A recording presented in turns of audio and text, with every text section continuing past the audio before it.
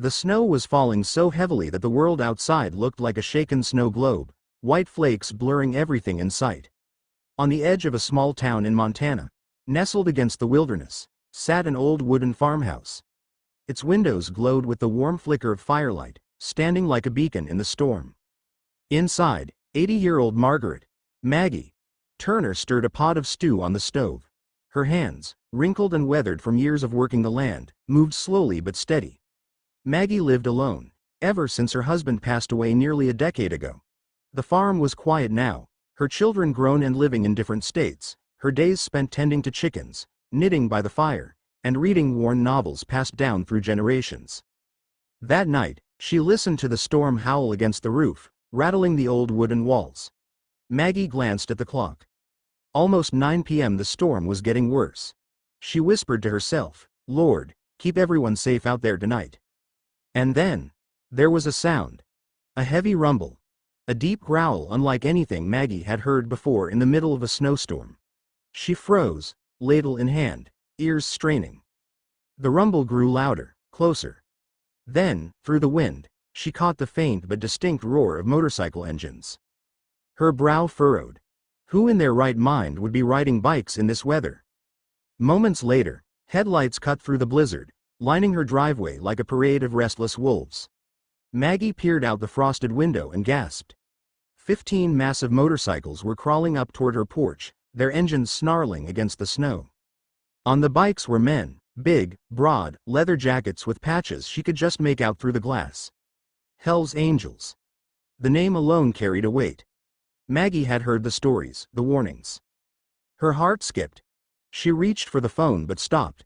The lines were likely down in the storm anyway, and what good would calling do? These men were outside, in need, and the snow was falling faster than ever. A pounding knock shook her door. Maggie steadied her breath, tightened the shawl around her shoulders, and opened it. The wind howled in, flinging snow across her floor. Standing in the doorway was a giant of a man, beard frozen, snow-caked on his shoulders. His jacket bore the unmistakable Hell's Angels insignia. "Ma'am," he said, voice rough but polite, "I'm sorry to bother you. We got caught in the storm. Roads are blocked, and we don't have anywhere to go.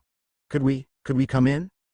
Behind him, the others stood silent, shivering, faces hidden under helmets and scarves.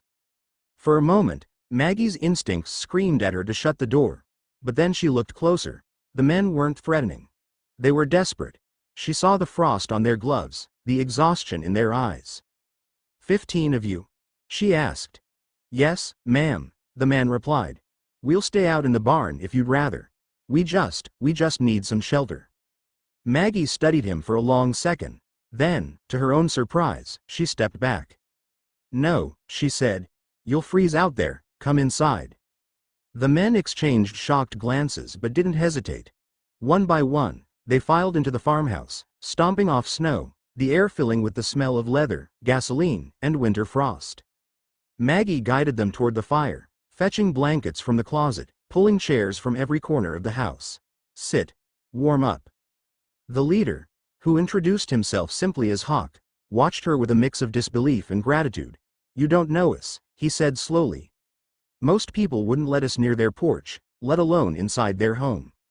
Maggie ladled stew into bowls and handed them out. "Most people forget that underneath your jackets, you're just men. Hungry, cold men. Eat." The angels ate.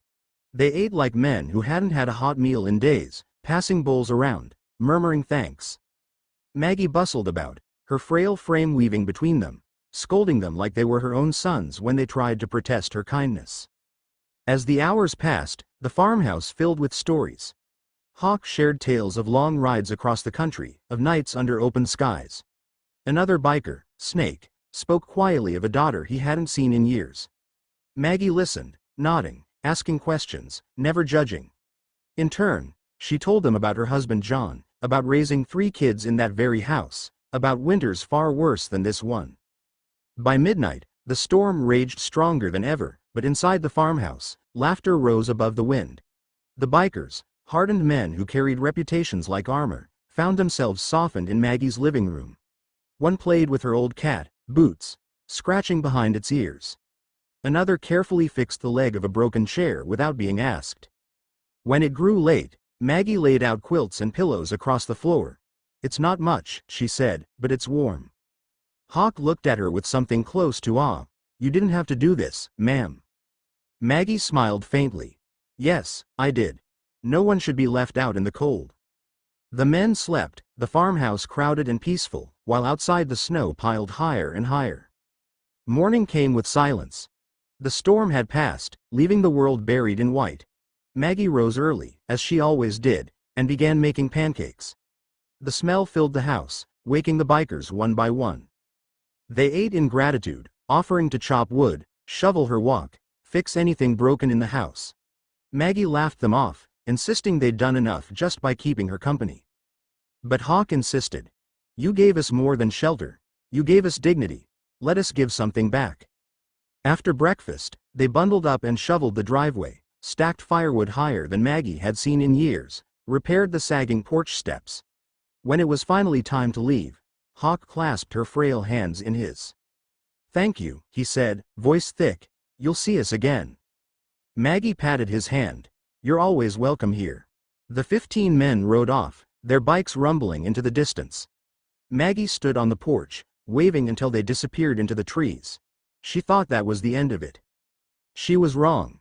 The next morning, just as Maggie was pouring her coffee, she heard it again, the rumble. But this time, it wasn't 15 engines. It was many more. The ground shook with the sound. She rushed to the window. Her eyes widened.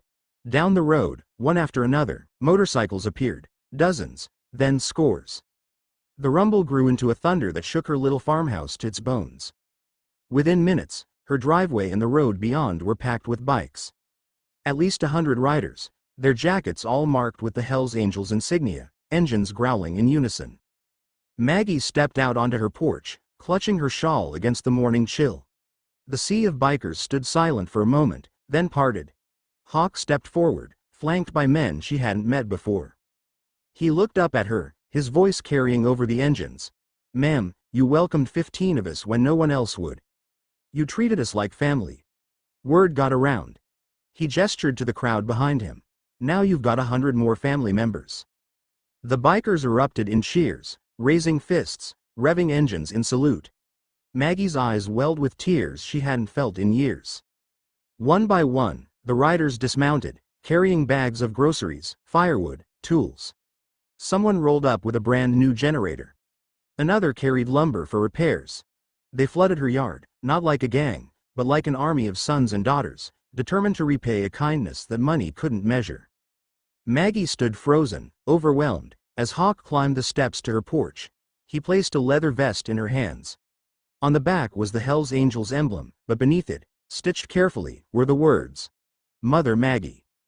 Her breath caught. She touched the patch with trembling fingers. "You're one of us now," Hawk said softly. "You gave us warmth. We'll make sure you're never alone again." And in that moment, surrounded by the roar of engines, the laughter of hardened men who now looked at her with nothing but respect, Maggie realized something. Her little farmhouse would never be quiet again, not because it was lonely, but because it was loved.